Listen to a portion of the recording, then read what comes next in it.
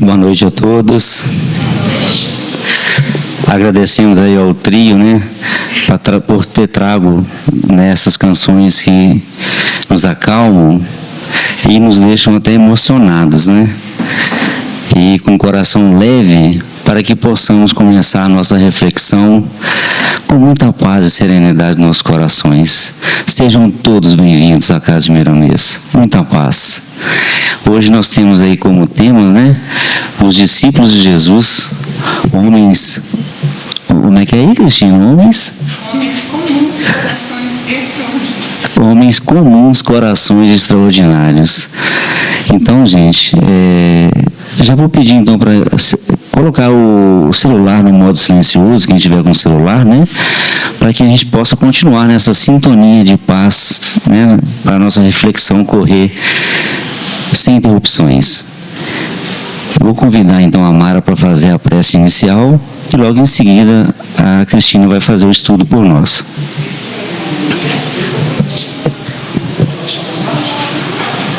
Eu sou baixinha, né? Pode se ajustar. Só ajustar. Vai. Boa noite. Como é bom escutar uma música, né? Principalmente nesse nível. Não tem como a gente não refletir na vida. Vamos fechar nossos olhinhos, aproveitar o ambiente musical, acalmar nosso coração, né, do dia de labuta, de trabalho. Aqui nós estamos agraciados e vamos conversar com Jesus. Vamos dizer a Ele a nossa gratidão. Não tem outra palavra, Senhor. Pelo dom da vida, pela esperança, por tudo que o Senhor nos ensina, nos ensinou e nos ensinará para que possamos percorrer um caminho melhor para todos nós, na sociedade, nos lares, onde nós estivermos. Sejamos representantes do seu amor. Cada família aqui representada, Senhor Jesus, seja beneficiada, amparada com as suas bênçãos maiores, da espiritualidade em seu nome, para que continuemos a tarefa que o Senhor iniciou e nos deixou. Obrigada, Mestre Jesus, que o nosso tema de hoje com certeza irá falar de todos nós. Que seja feita a sua vontade antes das nossas. Que assim seja. Agradecemos a Mara pela prece e convidamos a Cristina para o estudo. Boa noite. Que a paz de nosso Senhor Jesus Cristo esteja no meio de nós. É uma alegria muito grande estar com vocês novamente. E nós vamos, com muito carinho, com muito amor, conversar sobre esse tema, né, gente? Que mexe tanto com o nosso coração. Então, a casa propôs, né, o assunto, os apóstolos de Jesus, homens comuns e corações extraordinários, né? E nós ficamos pensando, o que faz o apóstolo ser um homem comum com um coração extraordinário? E para a gente entender isso, a gente precisa se colocar no lugar deles. Então, cada um de vocês tem ou já teve um trabalho, um ganha-pão, não é isso? Então, imaginem-se lá no dia a dia de vocês, no trabalho de vocês, né? E passa um homem e fala com vocês, vem e segue-me. E vocês largam tudo para seguir aquele homem. Claro que aqui, esse homem é alguém muito especial, porque é Jesus. E nós sabemos com Allan Kardec que os espíritos superiores têm uma autoridade irresistível, né? Então, uma colocação de Jesus, ela provocava um movimento. A elevação moral, a energia que vinha da palavra de Jesus, não tinha como não ser atendida, né? Mas tem também a participação de cada um, né? Desses homens, né? Primeiro eles foram discípulos. Qual que é a diferença, né? Discípulo, gente, vai ser o pupilo, o aprendiz. Então, discípulo é aquele que está procurando aprender algo que está sendo ensinado. Depois, com o convívio com Jesus, com o testemunho, eles adquiriram a condição de apóstolo. O que é um apóstolo, né? Apóstolo aqui é uma pessoa enviada, um mensageiro. E essa palavra se aplica especialmente àqueles 12 homens da igreja primitiva que foram capazes de testemunhar Jesus até o fim, né?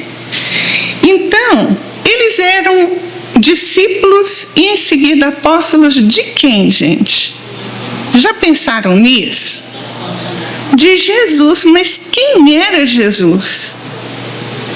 Jesus é o governador do planeta Terra. Jesus, quando a Terra foi criada, há 4 bilhões, 500 milhões de anos atrás, já era Jesus. Ele é uma das entidades que pertence a uma coletividade que dirige o sistema solar. É de uma grandeza tão gigantesca que, para estar entre nós, ele precisou descer vibratoriamente 1000 anos para estar entre nós, para conseguir se ligar a um corpo físico no planeta Terra. E nós estamos falando daqueles que aprenderam com ele e daqueles que os testemunharam. Hein? Então, o Evangelho de Jesus, segundo Marcos, no capítulo 3, versículos 13 a 19, vai contar sobre essa passagem. E nós vamos só relembrar. Jesus subiu a um monte e chamou para si os que ele quis e vieram a ele. Nomeou 12 para que estivessem com ele e os mandasse a pregar, e para que tivessem o poder de curar as enfermidades e expulsar os demônios. A Simão, a quem pôs o nome de Pedro, e a Tiago, filho de Zebedeu, e a João, irmão de Tiago, aos quais pôs o nome de Boanerges, que significa filhos do trovão. E a André, e a Filipe, e a Bartolomeu, e a Mateus, e a Tomé, e a Tiago, filho de Alfeu, e a Tadeu, e a Simão, o cananita, e a Judas Iscariotes, que o entregou. Então, esse é o relato do Evangelho de Jesus segundo Marcos, né? Humberto de Campos, e aí eu aproveito para dizer a vocês que todas as nossas referências, todo o estudo que a gente está trazendo hoje, ele foi retirado do Evangelho Redivivo, do livro Paulo e Estevão e das obras de Humberto de Campos, ok? Então vamos lá. Humberto de Campos vai nos contar que Jesus chamou os 12, que seriam os intérpretes de suas ações e de seus ensinos. Homens mais humildes e simples do lago de Genezaré. Então vamos pensar, quem me ajuda? Se fosse hoje, e Jesus estivesse executando esse trabalho, seguindo esse exemplo que ele deu aqui, quem que ele ia chamar? Me ajudem aí, o que vocês acham? Os garis, as faxineiras, os enfermeiros. Talvez tivesse um professor daqueles mal remunerados, né? Mas que é professor de verdade, não é? Chamou. Pode, claro. Um taxista. Ah, mas aí eu vou... A gente está puxando a panelinha para ele. Olha, para vocês verem.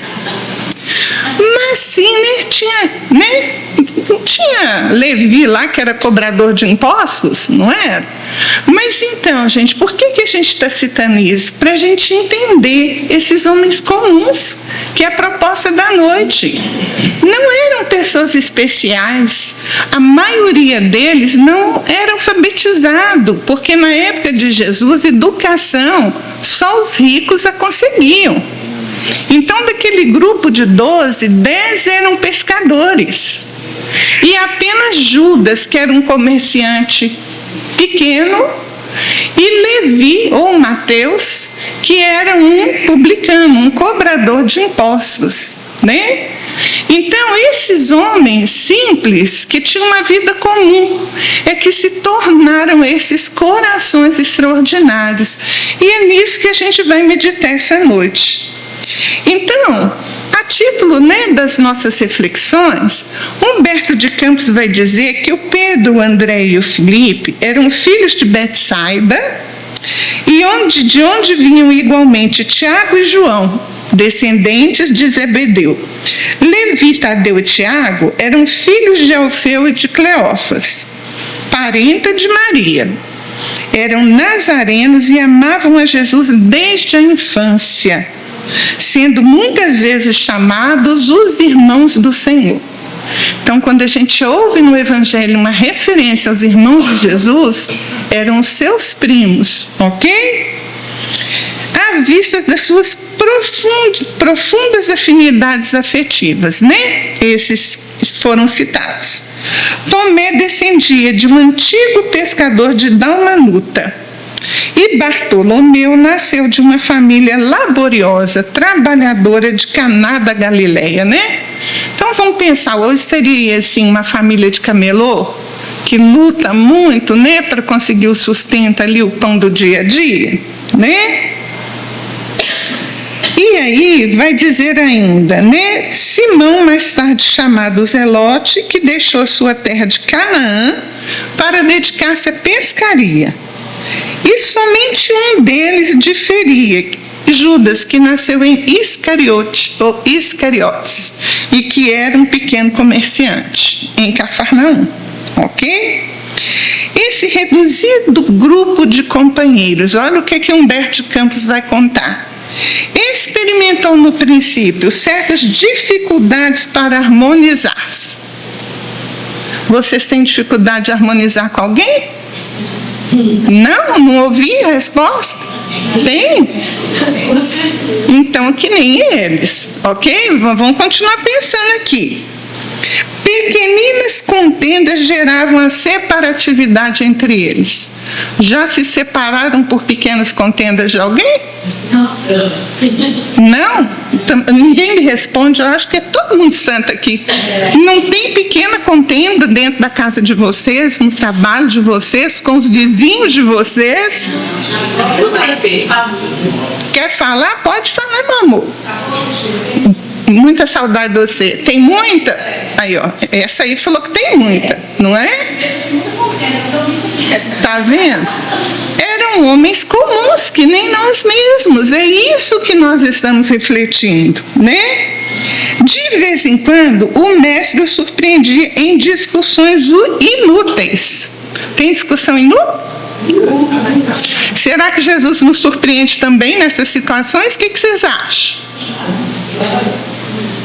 Ele que tudo vê, que tudo sabe, que nos conhece, que sabe quem nós somos, nos surpreende em discussões inúteis.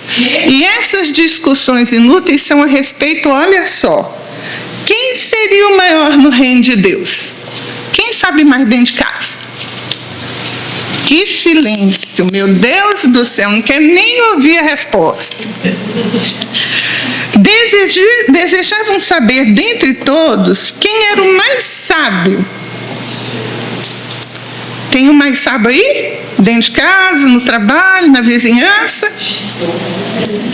Pelo silêncio também eu posso calcular a resposta, né?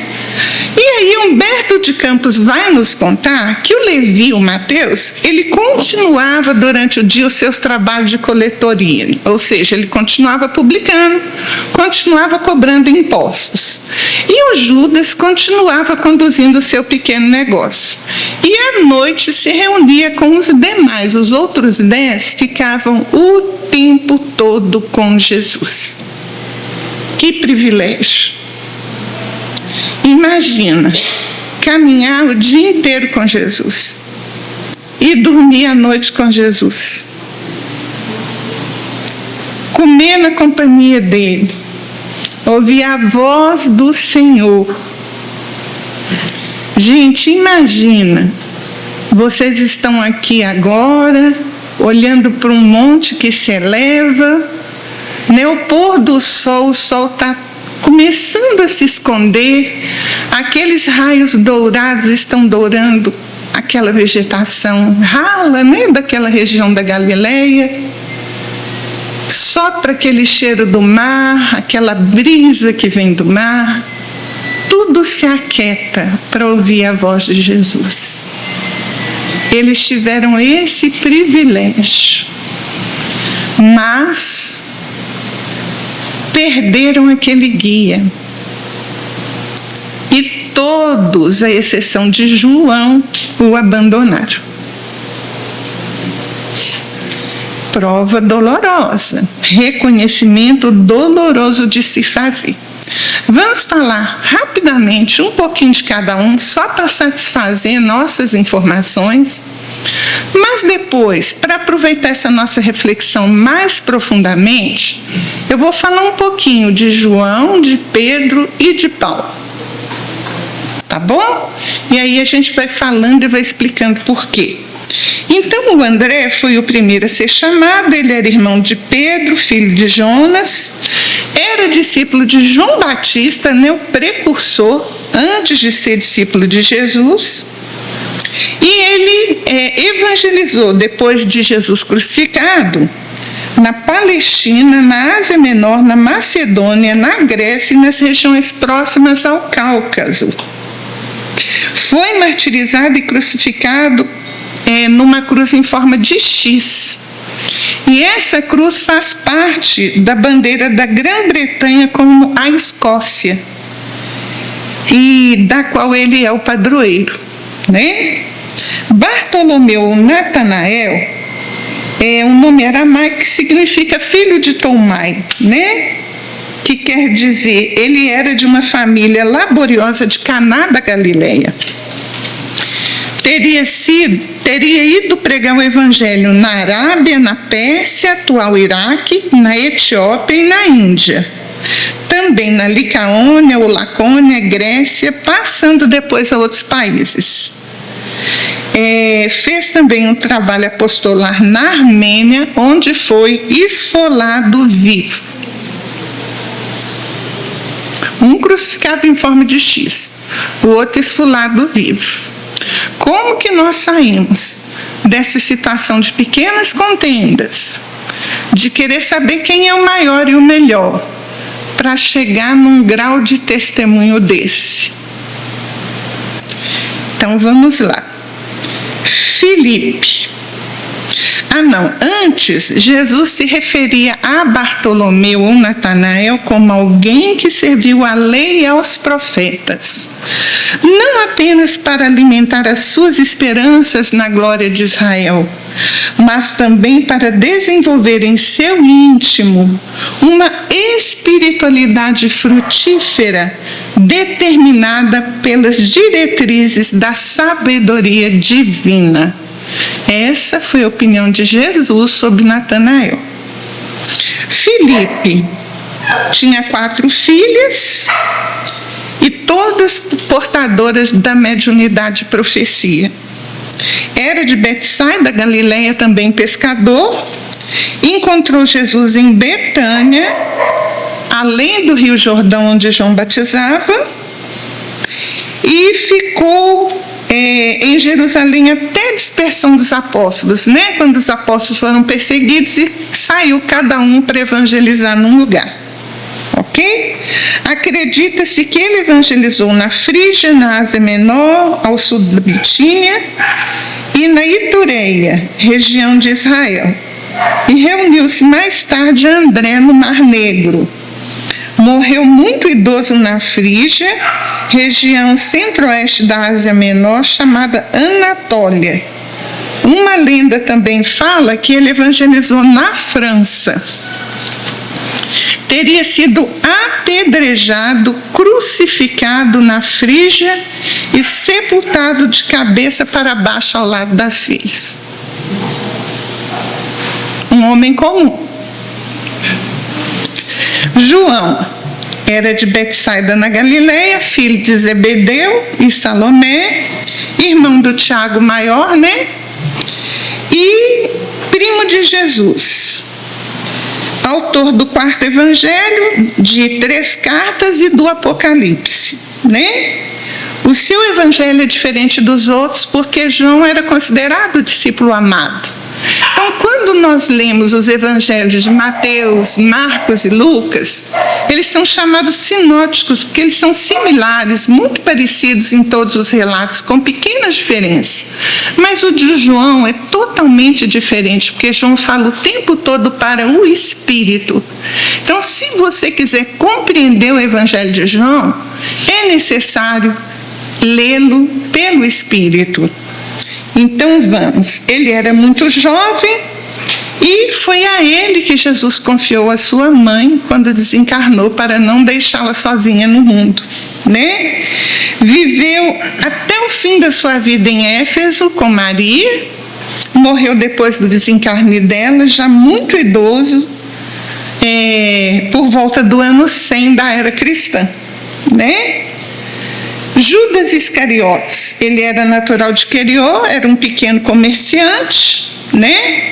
E foi designado para cuidar do dinheiro comum. Qual que era o dinheiro comum? Era o dinheiro das esmolas.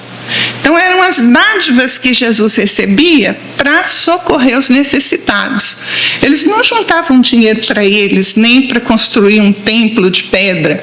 Era para socorrer os doentes e os famintos, né? Então, ele foi um discípulo iludido, cometeu graves equívocos a despeito de muito amar Jesus. Conviveu com Jesus, mas não foi capaz de compreender os valores espirituais do Evangelho. Parece conosco?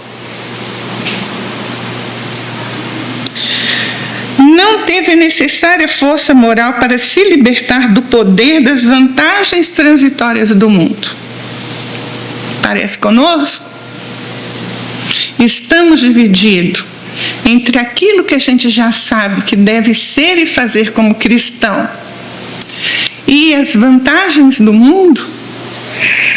Pergunta para a nossa intimidade, né? Acompanhe Jesus dominado pelo interesse que ele tinha sonhado do reino do Cristo.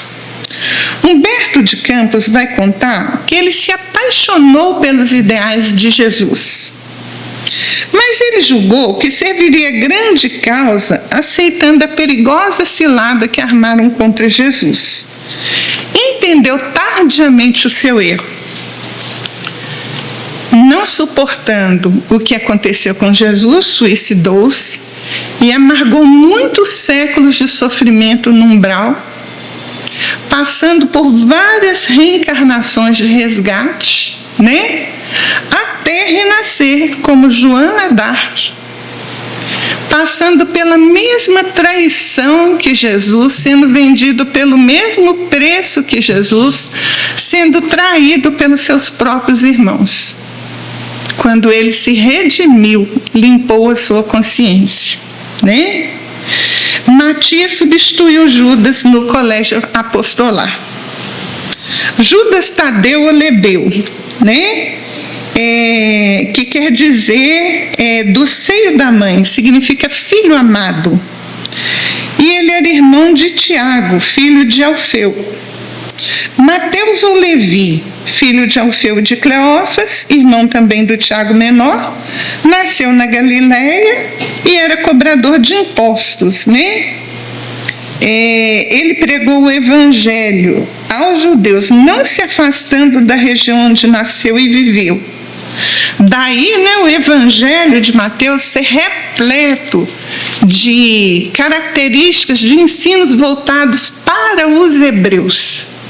Então, essa é a característica do evangelho de Mateus. Pedro, ou Simão, pescador de Cafarnaum, irmão de André, né? Chamado de pedra, de rocha por Jesus, porque ele realmente foi a rocha do trabalho. Filho de Jonas, né? Ele se auto-intitula apóstolo ou servo de Jesus. Pedro, Tiago e João faziam parte do círculo mais íntimo de Jesus. Então, todas as vezes que Jesus teve ações extraordinárias, os três estavam juntos. Na transfiguração, nas multiplicações, em muitas das curas que Jesus fazia, apenas os três estavam com ele, ok? Ele recebeu o chamamento de Jesus e depois do desencarne de Jesus, ele foi a rocha daquela igreja nascente, né? Emmanuel fala que Pedro é muito lembrado pela sua negação a Jesus. Mas olhem as colocações que Emmanuel vai fazer para a gente. Vamos pensar nelas um pouquinho. O fracasso de Pedro, como qualquer êxito, tem suas causas positivas. Já fracassaram? Então tem uma causa positiva aí nesse fracasso. O exame da sua invigilância e o fracasso amoroso do pescador reside aí, na desatenção para com as advertências recebidas. O que foi dito aqui? Que o nosso fracasso, o nosso erro, aquilo que nos incomoda intimamente, aquilo que é difícil para a gente de nós mesmos percebermos em nós e aceitarmos em nós, é resultado da nossa invigilância, por não termos atendido às advertências de Jesus. Porque Ele nos orienta o tempo todo. Só não fazemos quando não queremos. Há um tempo atrás, uma pessoa amiga me procurou e reclamou muito das suas condições de trabalho. Isso já vinha há um certo tempo. Aí eu dei um toque nessa pessoa e falei com ela assim: olha, pega um livro de boas notícias, de boas palavras, pequeno, que dê para você carregar com você até num bolso, e ande com você. Todas as vezes que alguém fizer alguma dessas coisas que você conta no seu trabalho, ou que você estiver a ponto de explodir ou de perder paciência no seu trabalho, pense em Jesus e abre o livro. E ela começou a fazer isso. Tinha anos que ela estava naquele emprego. Não deu um mês e a feição daquele emprego mudou para ela e ela teve uma oportunidade de partir para um emprego melhor. O que mudou? Ela. Porque ouviu as orientações de Jesus. Então, Emmanuel e Humberto de Campos nos dizem que grande número dos discípulos modernos participam das mesmas negações. Nós também estamos negando Jesus. E mais de 3 vezes, não foi só Pedro que negou, não. Diz que continuamos desatendendo e que Pedro seguia o mestre de longe. Ficou no pátio do sumo sacerdote na hora da prisão de Jesus e assentou-se entre os criados para ver o que ia dar no fim. Olha o que o Emmanuel coloca para nós. E aí o Emmanuel vai dizer que ainda hoje, muitos de nós, discípulos do Evangelho, porque somos aprendizes, né? Caindo nas mesmas aspirações, acompanhamos o Cristo à distância, receosos de perder as gratificações imediatistas do mundo. Vamos abrir um curso para tarefeiros iniciantes.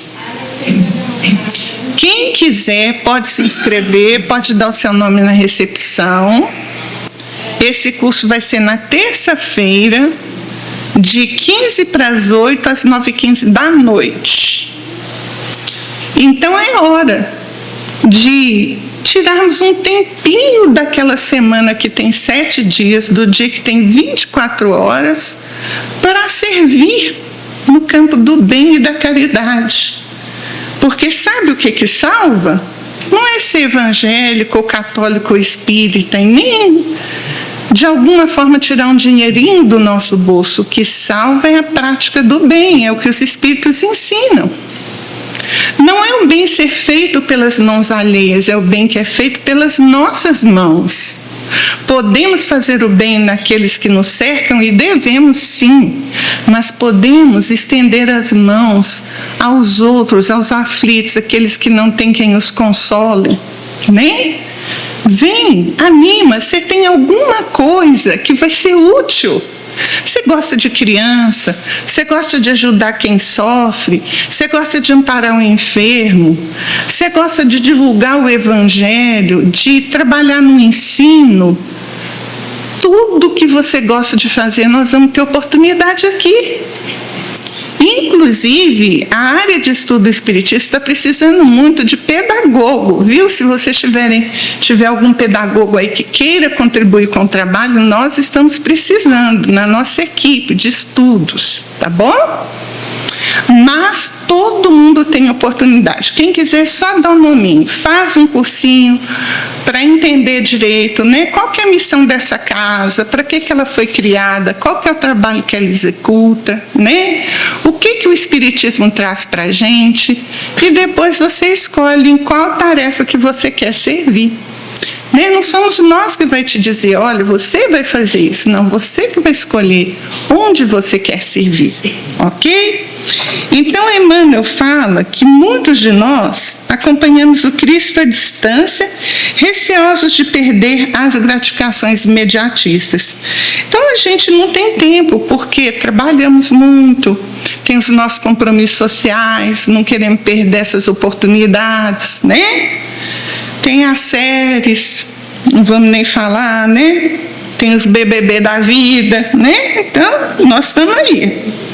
Chamados a testemunho importante, demoramos nas vizinhanças da arena de lutas redentoras. Então, somos chamados ao testemunho, mas estamos demorando do lado de fora, no pátio do sumo sacerdote. E entre os servos das convenções utilitaristas, assentando binóculos de exame. Olha o que o Emmanuel coloca. Então, nós estamos aqui, com binóculo, de olho no que os outros estão fazendo. Esquecidos de olhar para dentro de nós mesmos, porque olhar para dentro de nós mesmos dá trabalho, né? E de observarem como será o fim dos servos alheios. Colocações de Emmanuel. Naturalmente fracassarão e chorarão amargamente como Pedro, né? Então, Pedro, gente, foi um homem fantástico. A sua transformação é inegável. No livro Paulo Estevão, Emmanuel vai dizer que ele se transformou na célula central de um grande movimento humanitarista. Porque Jesus instituiu a caridade. Até Jesus não se praticava a caridade. Jesus instituiu, mas os apóstolos, guiados por Pedro, construíram a Casa do Caminho. Não pensem vocês que era um prédio moderno, bonito, com esse piso que nós temos, com essas paredes branquinhas, não. Era um telhado mal sustentado, porque a pobreza era muita, mas que abrigava centenas de necessitados, que eram evangelizados, eram tratados das suas doenças, os leprosos que eram abandonados, as viúvas que não tinham a quem recorrer, os órfãos que morreriam. Todos eram acolhidos por essa Casa do Caminho, e quem guiou esse trabalho foi Pedro, aquele que tinha negado Jesus, homem comum, coração extraordinário. Chamava-se os aflitos e os enfermos, inaugurou no mundo a forma da verdadeira benemerência ao influxo das lições de Jesus. Recebeu Estevão, né? Estevão, o primeiro mártir do cristianismo. Foi o primeiro hebreu que teve coragem de, diante dos judeus, no templo, no sinédrio, defender o nome de Jesus. E isso lhe custou a vida, apedrejado pelo Saulo, né? No momento em que Estevão foi preso, alguns dos apóstolos ficavam apavorados, achando que o Estevão exagerou, que ele chamou demais a atenção dos hebreus para o trabalho do cristianismo. E Pedro ficou feliz, porque viu ali a libertação do Evangelho de Jesus. Jesus precisava ser conhecido.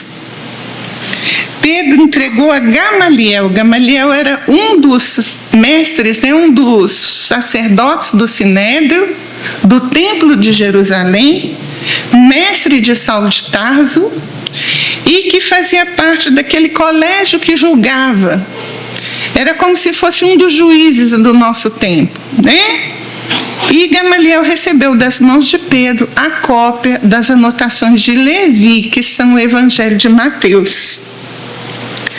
Pedro era tão acostumado a praticar o bem que ele não cogitava dos antecedentes do necessitado.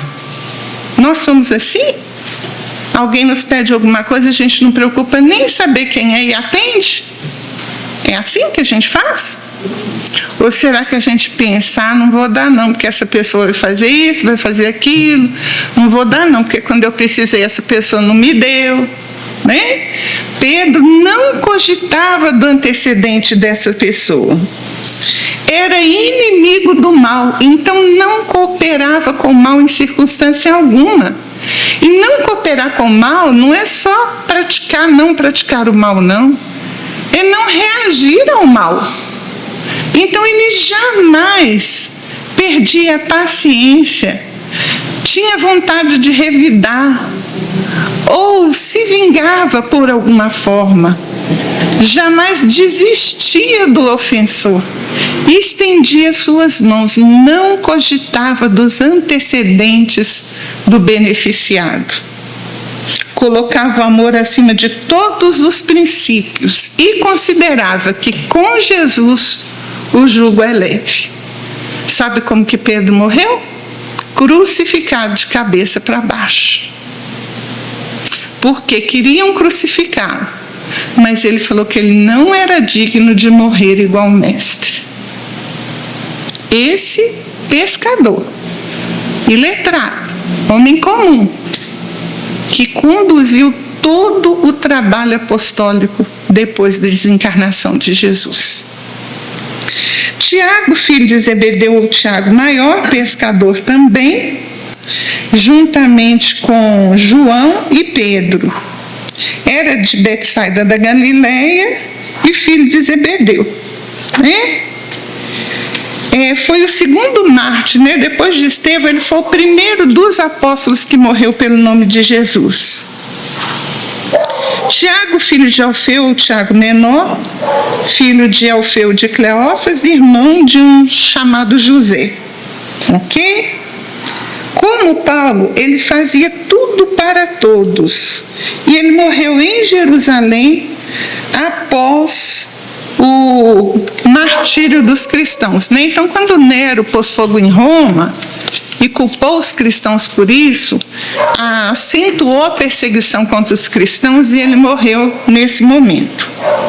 Simão Zelote, que vivia da profissão de pescador, e Tomé, ou Dídimo, que significa gêmeo, aquele que duvidou de Jesus, mas que depois foi pregar aos persas, aos hindus e aos árabes. E aí nós chegamos na vida daquele que eu queria citar mais demoradamente, para nós refletirmos juntos sobre esses corações extraordinários.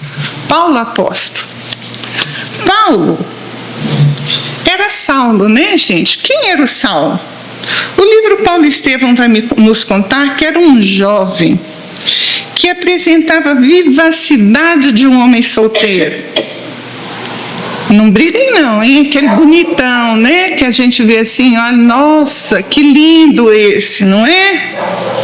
Bordejava os seus 30 anos, cheio de viralidade, máscula beleza, traços israelitas, olhos profundos e um temperamento apaixonado e indomável, rico de agudeza e resolução. Esse jovem, gente, era esse o homem que era Saulo. Ele chega em Jerusalém trazendo uma túnica romana e ganhando uma biga romana. E para os judeus, aquilo não combinava, porque eles eram inimigos dos romanos, porque os romanos tinham escravizado o povo deles, exploravam o povo deles. Então, quando o amigo que o ia receber vê ele chegando daquele jeito, e ele era muito rico, o pai dele era um homem abastado, então, e muito instruído também, ele aprendeu com os mestres das maiores escolas de Atenas e Alexandria. Falava o grego e falava diversas línguas. Então, Saulo chega, na casa do amigo que o ia receber em Jerusalém, e o amigo fala, opa, com uma túnica romana e dirigindo uma briga romana, que mudança, E aí ele responde, e no coração a lei, sempre desejoso de submeter Roma e Atenas aos nossos princípios. O que ele diz naquela hora? Não era a túnica ou a biga que definia quem ele era. É o que ele era por dentro que definia quem ele era. Então, Então, ele estava chegando em Jerusalém porque ele tinha recebido um convite do tribunal para substituir o Gamaliel, que era um daqueles sacerdotes que eu falei com vocês, que era uma espécie de juiz. Então, ele chegou, gente, cheio de pompa.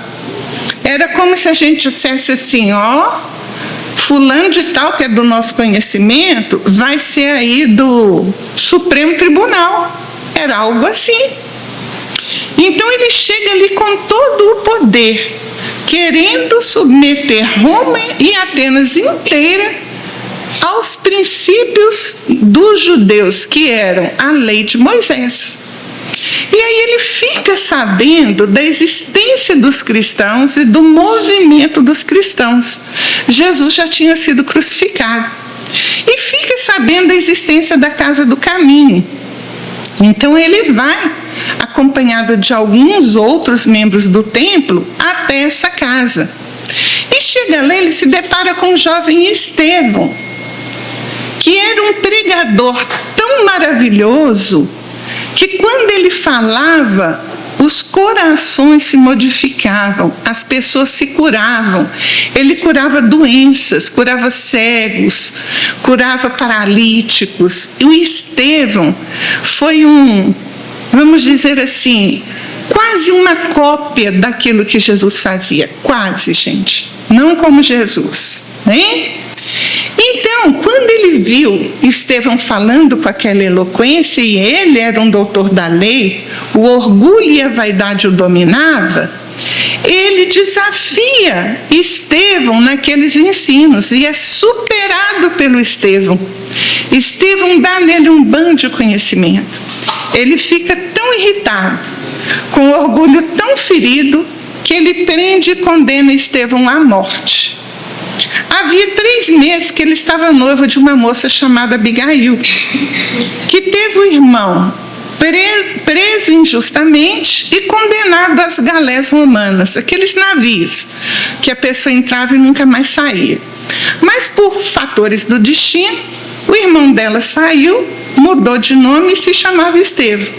Então, aquele que o Paulo estava condenando e apedrejando era o irmão da noiva dele, e ela não sabia.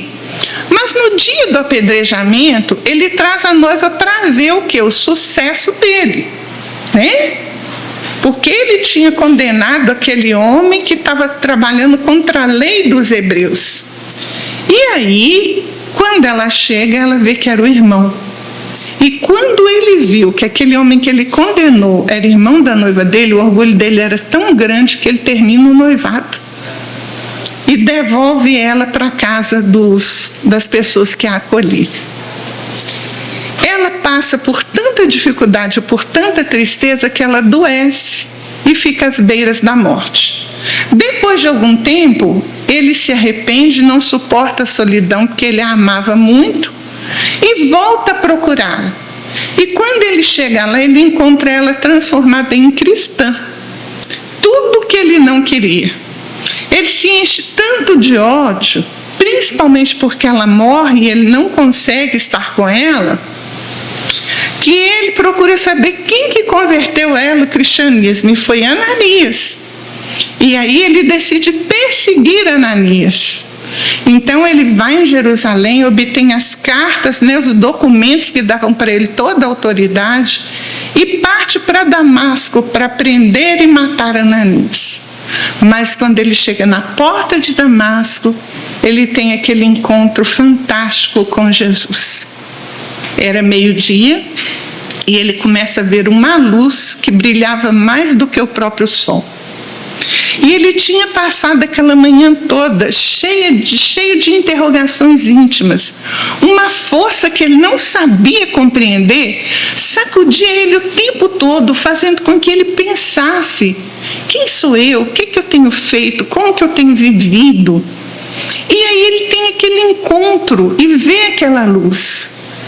E quando ele percebe aquele homem de majestática beleza, com os olhos, gente, diz Emmanuel que quem olhava para Jesus não conseguia encará-lo. Porque quem olhasse nos olhos dele, ou se emocionava até as lágrimas, ou tremia de medo, porque era um poder, uma autoridade tão grande, um amor tão grande, que as pessoas não conseguiam fixar Jesus. Isso é Emmanuel que conta. Então, Paulo, diante de Jesus, cai de joelhos e pergunta: quem sois, Senhor? E Jesus fala para ele: eu sou Jesus, aquele a quem você persegue. E depois da conversa dele com Jesus, Jesus fala para ele: não recalcitre contra os aguilhões, não se atire contra aquilo que te faz sofrer. Nós fazemos isso o tempo todo. Algo nos faz sofrer, e em vez da gente mudar e oferecer outra face, uma resposta de amor, uma resposta de bem, a gente continua se atirando contra aquilo que nos faz sofrer. E aí Jesus fala para ele: vá para Damasco e aguarde, porque eu mostrarei o quanto te compete sofrer por amor ao meu nome. Então ele fica cego, é levado pelos servos para Damasco, liberta os servos, mostrando a sua modificação, passa 3 dias em profunda reforma íntima, e daí a 3 dias ele recebe uma visita. Quem? Ananias, o homem que ele foi matar. E Ananias chega lá e fala: Saulo, eu estou aqui porque o Senhor Jesus me mandou. E ele me mandou aqui para que te devolvesse a visão. Quando Saulo vê que o homem que ele foi matar é o que Jesus mandou curar, Saulo entende o recado de Jesus.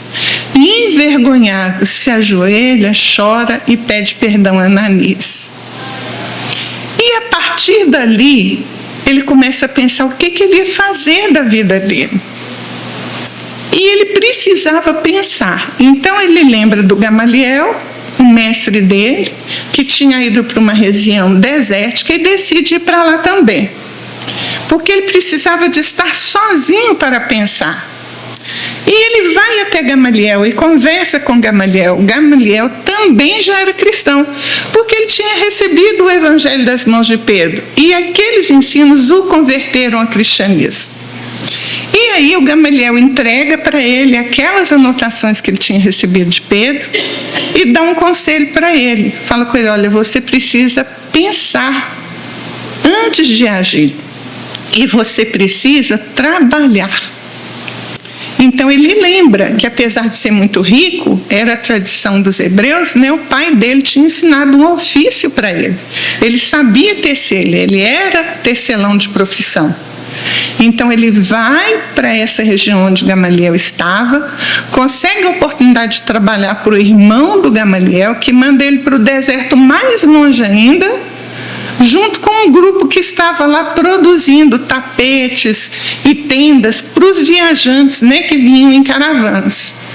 E onde que ele vai parar? Com um casal que se chama Áquila e Prisca, cristãos, que fugiram de Jerusalém por causa das perseguições que ele tinha começado. E ele ouve desse casal tudo o que aconteceu de ruim com as perseguições que ele tinha começado, sem se revelar. Ele faz questão de escutar as consequências dos erros que ele cometeu. Só depois de muito tempo, ele conta para aqueles novos amigos quem ele era. E aí, depois de um certo tempo, ele decide sair de lá, vai em todas a sinagoga, vai na cidade natal dele, confessa os seus erros, se confessa cristão e trabalha pela implantação do Evangelho de Jesus.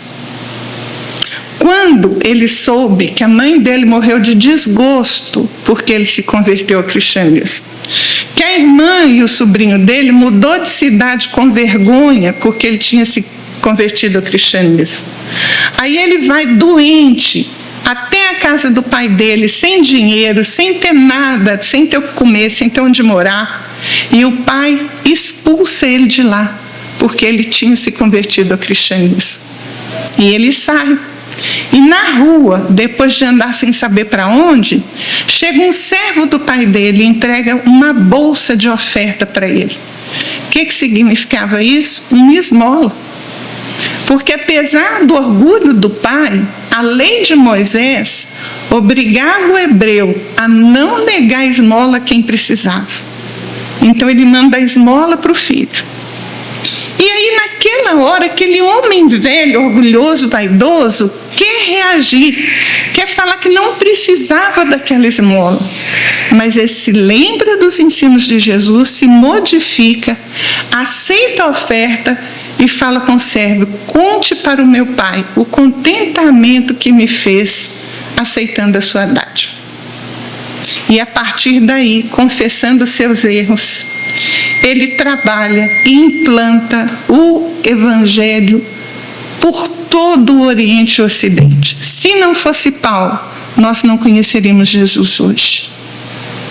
Paulo apoiou todas as igrejas do cristianismo nascente, amparou Pedro, João, todos os outros apóstolos, escreveu as cartas que eram do próprio Cristo, inspiradas pelo próprio Cristo, e se transformou tanto que converteu milhares e milhares de pessoas ao cristianismo, não só pelas suas palavras, mas, acima de tudo, pelos seus atos. E é por isso, gente, que ele foi condenado à morte, decapitado. E depois de decapitado, quando ele ainda sentia a agonia da morte, ele começa a sentir um êxtase. E ele olha para o céu e uma cortina se abre, como se o céu se rasgasse. E ele vê descer 3 vultos estelares. Jesus vinha no meio. Do lado direito estava Estevão, aquele que ele apedrejou até a morte e que se tornou o seu anjo guardião no apostolado, e que era a entidade que o acompanhava e que o inspirava. E do outro, Abigail, a noiva querida que vinha do lado do coração de Jesus. Paulo chora de arrependimento. Jesus estende para ele os braços e fala: Paulo, vem até mim, porque meu Pai quer que os verdugos e os mártires estejam reunidos no meu reino. Essas foram as palavras de Jesus. Por isso que esses homens comuns se tornaram corações extraordinários, porque ouviram as orientações do Cristo, porque seguiram as suas orientações de oferecer a outra face, de trabalhar pela implantação da paz, de não revidar o mal, de fazer todo o bem ao seu alcance, de amar a Deus acima de todas as coisas e ao próximo como a si mesmo. E é com essa recomendação de Jesus que nós perguntamos, no dizer de Emmanuel, nosso grande orientador, e também nas palavras de Estevão, porque Estevão vai dizer o seguinte: acaso ignoras que a palavra de Deus tem ouvintes e praticantes?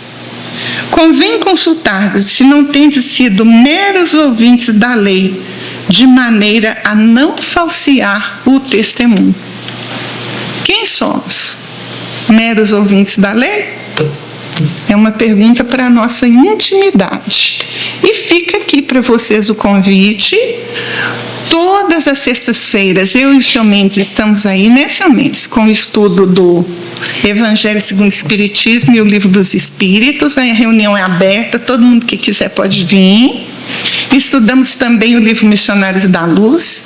E no domingo de manhã estamos com o estudo do Evangelho Redivivo, que é o estudo do Novo Testamento à luz da doutrina espírita, e que, para mim, é o diamante do Espiritismo. Vocês estão convidados, se quiserem a nossa companhia, né, Sr. Mendes? Nós vamos receber com muito carinho. Que a paz de nosso Senhor Jesus Cristo esteja com todos vocês. O Lucas me prometeu uma música. Claro, Mauro. Com relação àquele curso que você falou que vai ser aberto para os talentos novos na casa, é presencial, híbrido? Presencial nas terças-feiras. Só presencial na terça-feira à noite, de 15 para as 8 às 9h15. 1h30 só. E é só por alguns meses. Tá bom? Estão todos convidados. Muito obrigada. Da sexta. Falei, ué. Falei primeiro, depois eu falei do Rede Vivo. É. Ele gosta, ele é da nossa turma, gosta de estudar. Oi.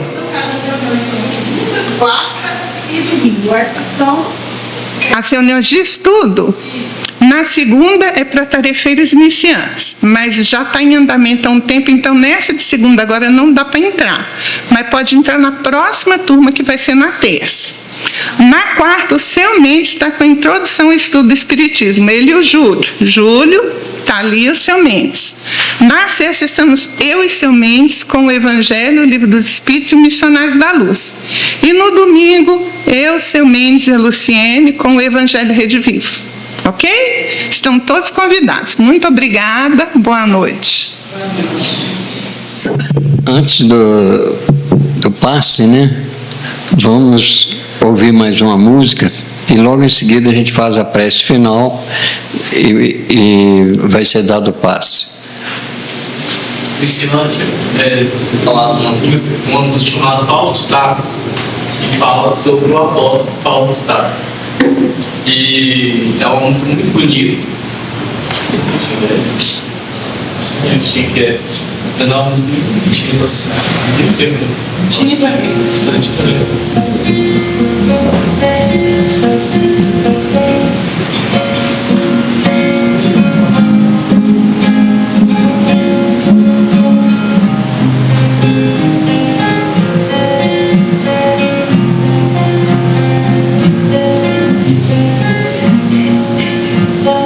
Hoje um guerreiro valente, hoje um combatente no reino do amor.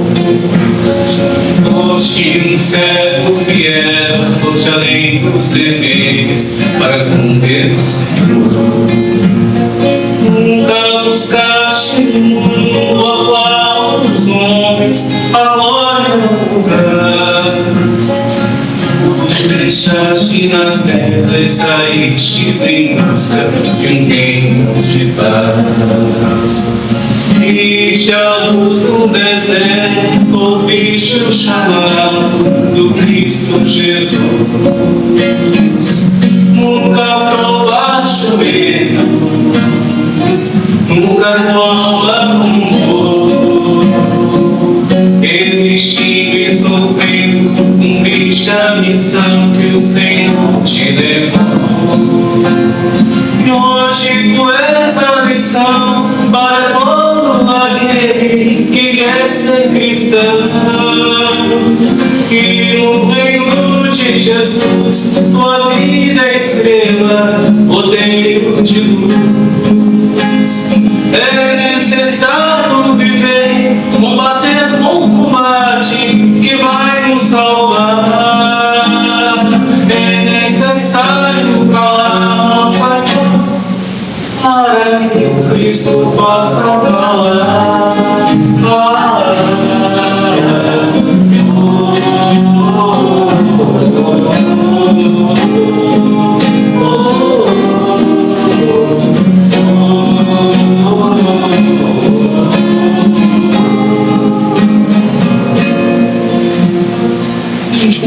Cantar um mantra bem curtinho de fazer a prece. Uma frase, vou cantar ela, vocês repetem, pode ser? Todo mundo junto? Respira fundo, solta, diz o coração e a mente. Deixa-me ficar em paz, Senhor, para ouvir tua palavra. No coração teu silêncio, deixa-me ficar em paz, todos. Deixa-me ficar em paz, Senhor, para ouvir tua palavra, para ouvir tua palavra. No coração do teu silêncio, No coração do teu silêncio, deixa-me ficar em paz. deixa-me ficar em paz. Mais uma vez. Deixa-me ficar em paz, Senhor, para ouvir tua palavra no coração do teu silêncio. Deixa-me ficar em paz. Que maravilha, né? Coração sereno. Vamos pedir ao Divino Mestre que nos proteja e nos fortaleça em nossa caminhada, buscando sempre o amor, a paz, a harmonia e principalmente a caridade. Que a gente possa seguir um pouco o exemplo de Paulo, que tudo fez para engrandecer Jesus. Que possamos também ser um veículo de engrandecimento dele, para que o mundo possa conhecer um pouco mais das maravilhas que ele nos trouxe. Seja conosco, Jesus, hoje, agora e sempre, que assim seja. Aqueles que quiserem tomar o passe, fiquem à vontade. Muito obrigado, uma boa noite a todos.